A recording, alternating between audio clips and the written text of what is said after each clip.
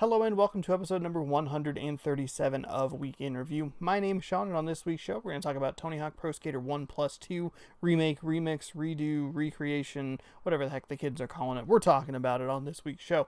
We're also going to try the Voo Dew Mountain Dew. That's right, it's back. It was here last year, and this year we have another mystery flavor to try and guess on the show. We'll also look forward to this week's new releases and the streams happening over on twitch.tv/OnosaurusRex. Alright, so this week's game is Tony Hawk's Pro Skater 1+2 remake, remix, refurb, reheat, reconstitute, most rewords you could put in front of it. This game would qualify. It is awesome, but it's also weird because I don't know exactly how to talk about it, even though it is so awesome. So Tony Hawk's Pro Skater 1+2 remake is kind of a weird thing because it could be a remaster, but it also could be a remake because it took portions of the newer games and put them in the older games. For example, in Tony Hawk Pro Skater, the first one is the most obvious example. They did two things with this game to make it more in line with later games in the series. Number one, they added 5 extra goals because the original game only had 5. Every other game after that had 10 or more per level. And number 2, they added the manual. The manual was introduced in 2, now it is in 1. But they didn't stop there. In fact, this game plays a lot more like Tony Hawk Pro Skater 4, which added a revert, and a revert to manual, which allows you to really combo tricks. Going back to Tony Hawk Pro Skater 1 is pretty interesting because it is pretty limited. I actually played the original one on PlayStation 1 not too long ago, and for the most part, it holds up. The brilliance in Tony Hawk Pro Skater is its simplicity. Like, if you play it for, I don't know, 3 or 4 runs, which is like 4 to 6 minutes, you actually really get the objective of the game, and the 2-minute runs are a perfect amount of time to do whatever, to go around, get the goals. But Tony Hawk Pro Skater 1, in comparison, feels so simple because it doesn't have the manual and because it doesn't have the revert. But the simplicity doesn't stop there because the original Tony Hawk Pro Skater only had 5 goals. It was skate, high score, pro score, secret tape, and then 1 specific level objective goal. But in the later games, they expanded in that, like I was saying earlier. And they've done an interesting thing with Tony Hawk Pro Skater 1 where they've given 5 additional goals to each of the maps. The problem is that can make some of the levels feel a little cluttered because instead of the 5 levels or the 5 challenges that the map was originally designed for, it has to fit 5 more challenges in there, and sometimes the objectives can be a little bit on top of each other. This is especially evident in the warehouse level, which is the first training level, where there's 3 objectives that you're trying to get, and they are all very close to each other. But it's not as big of a problem in Tony Hawk Pro Skater 2 because the levels were designed with 10 challenges in mind. I really love all of the new challenges, and I love, even though they can feel like they're a little on top of each other, it just feels like there's so much care put into this game that it's hard not to love. Also, the game looks beautiful, it runs really well, and it's still as fun as ever to miss 360-degree airwalks that you feel like you should be able to make, but you're trying to review a video game and that makes it hard. It's still as fun as ever to play. It's still as engaging and enjoyable. The soundtrack is still awesome. And it's cool to go back to Tony Hawk Pro Skater 2 for me. I guess go back to wouldn't really be the most accurate term. It would just be play Tony Hawk Pro Skater 2, because the only time I ever played Tony Hawk Pro Skater 2 was when I played Tony Hawk's 2X on Twitch a year ago or whatever, and that was the only experience I have with that game. So I'm actually getting something a little bit different out of this game than most people might be getting with this particular package, where I'm getting one game that I know pretty well, Tony Hawk Pro Skater, a game that I really enjoy in that first one, but I'm also getting the opportunity to go back and experience something kinda new, which is pretty sweet. The game doesn't stop there with adding new goals to Tony Hawk Pro Skater 1 and recreating all the maps and levels and stuff. There is actually a lot of customization options you can do. Ah man, that trick sucks. I'm so bad at it. I've been bad at that trick, the Madonna, for 20 years. 20 years. Which simultaneously makes me feel old and also makes me feel like I haven't learned anything in 20 years. But, that's fine. It is what it is. As you can see here, each game is broken into individual sections. You have Tony Hawk's Pro Skater here, which I'm about 49% done with, and I have Tony Hawk Pro Skater 2, which I'm 38% done with. I've only played for about 2.5 hours or so. I played a smidge of multiplayer at the very end of the stream that I did last week, but I did through the first competition in each Pro Skater game, and I tried my best to complete at least all of the objectives in each of the levels. So I think I played 3 levels in Pro Skater 1 and then 2 levels in Pro Skater 2. This game also has a ton of customization options. I have a sweet green elephant board. I have some pink grip tape. You have all kinds of boards that you can go in here and unlock. There's this cool little cat one. That's pretty cute and fun.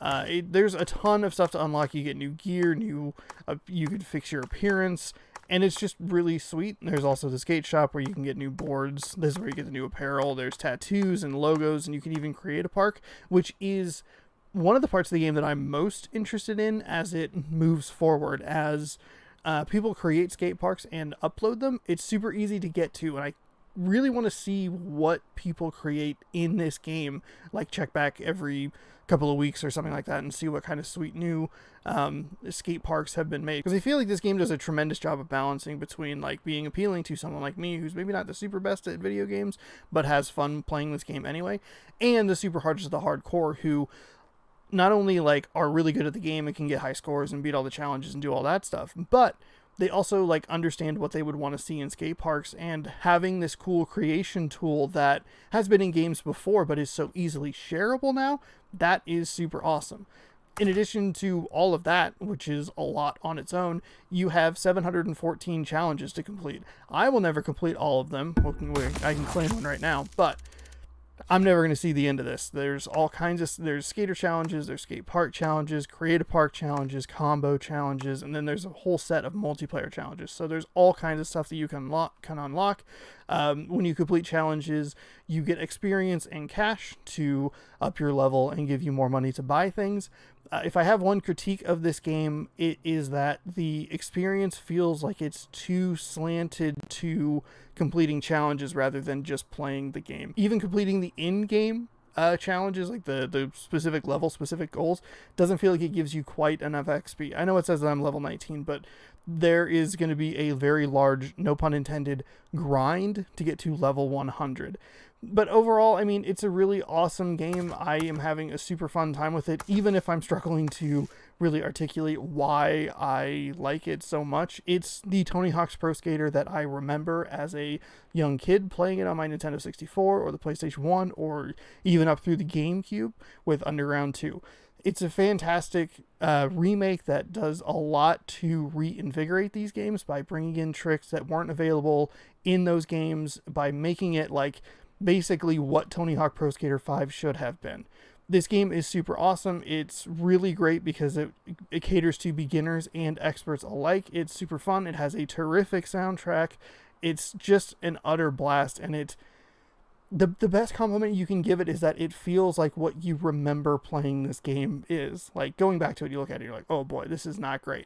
But playing this is like kind of like you put the rose tinted glasses on and you go, hell yeah, I'm 10 years old or whatever, hanging out in my basement eating pizza, and this time I don't have to go to bed. But Tony Hawk Pro Skater 1+2 remake, remix, whatever they're calling it, is awesome. And if you liked the original games, I highly recommend you check this out and pick this up. It's only $40, which is a great price point.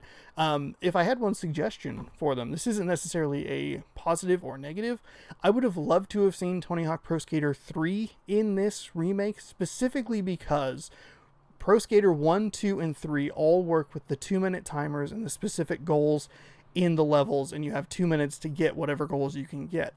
With Pro Skater 4 and then on to Underground and Underground 2, they went to more of an open area where you're in a specific level, but there's no timer. You just go talk to people and get goals, and that's how you get your objectives, and then the timer is in the specific objective.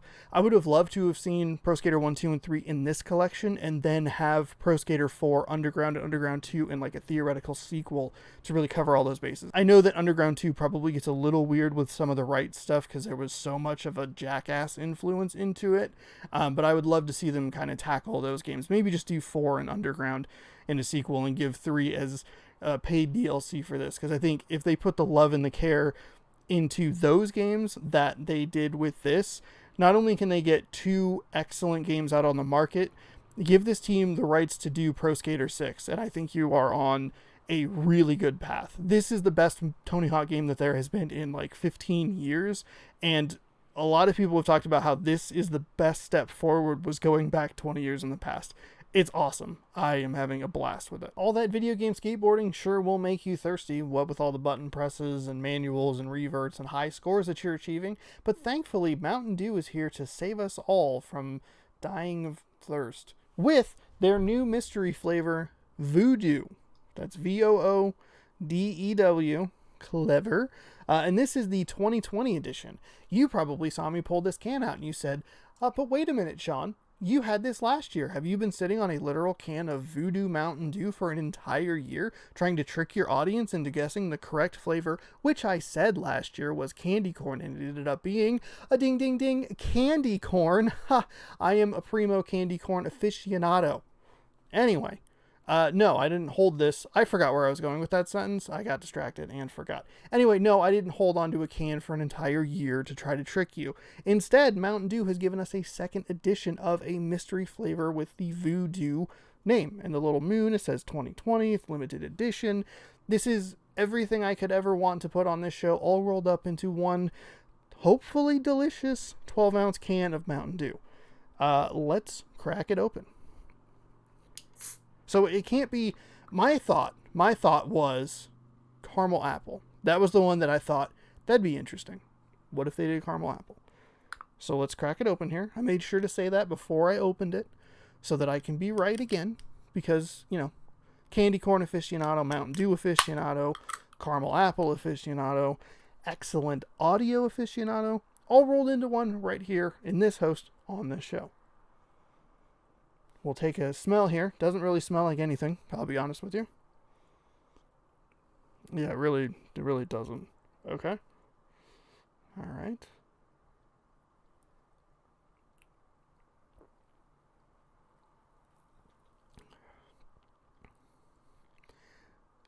Does it really taste the same as last year? It just tastes like candy.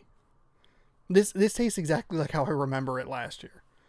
I guess we can lock in the candy corn guess and be right 2 years in a row.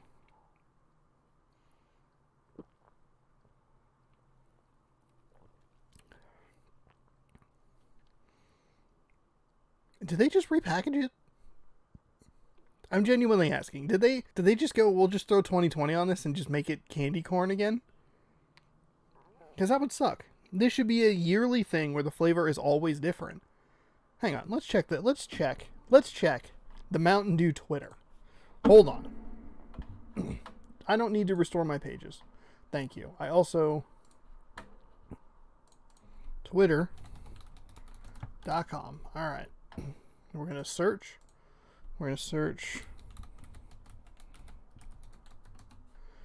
Mountain Dew. Okay, so currently I'm looking at the Mountain Dew Twitter account.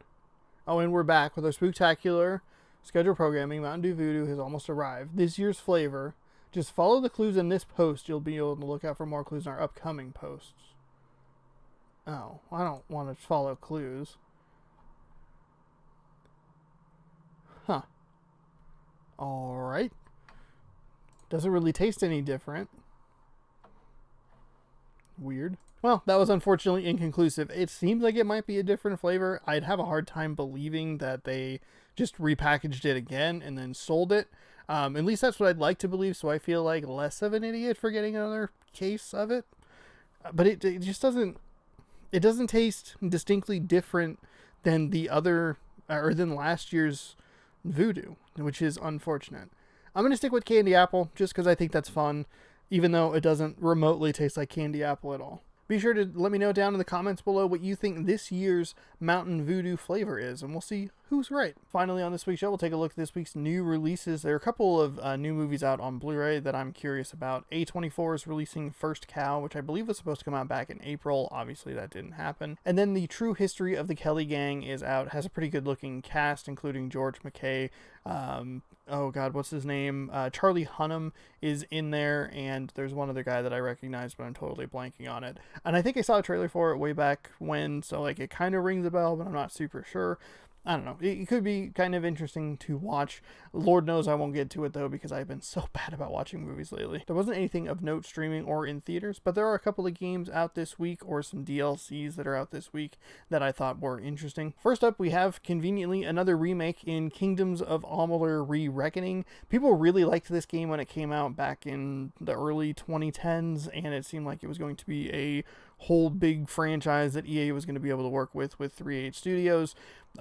Since then, that game has fallen off the face of the earth, pretty much literally because the owner of the company, Kurt Schilling, has been involved in legal battles for years, and it's been just a whole mess. But the game is hopefully getting a second life here. It's not really reviewing super well. It seems like it's a game that for its time was really good, but it doesn't necessarily hold up now. Or other games have kind of taken what made Kingdoms of Amalur unique and applied it to their games in the subsequent years. We also have Hot Shots Racing, which is kind of like a 90s arcade inspired racing game. The third and final chapter of Tell Me Why is out this week. I have played the first two. I'm going to play the third this week, and then I'll have a review up sometime in the next couple of weeks. And then finally, we have two pieces of DLC. The Outer Worlds is getting some DLC called Peril on Gorgon. The Outer Worlds is a game that I think about playing like pretty frequently, and then I remember why I didn't really enjoy that game all that much, and then I just kind of pass on it. And then The Sims is getting some DLC in the form of a Star Wars pack that doesn't really interest me because I'm not a very big Star Wars guy, but I thought I'd throw it out there because The Sims is a very popular game. As for the streams happening over on twitch.tv/ShaunosaurusRex, it's just the one stream on Thursday. We'll be finishing up Tell Me Why, and if you're curious about that game, you can check out the videos on demand over on YouTube Monday on the 14th, the 21st, and the 28th of September, so you can watch that entire series. Spoiler alert for the review, I'm enjoying it so far through the first two episodes, and I'm really excited and interested to see where it goes after the end of the second episode. Other than that, there aren't going to be any streams. I'll be back on Friday, September 18th. There was a power outage, which is why this video is up late.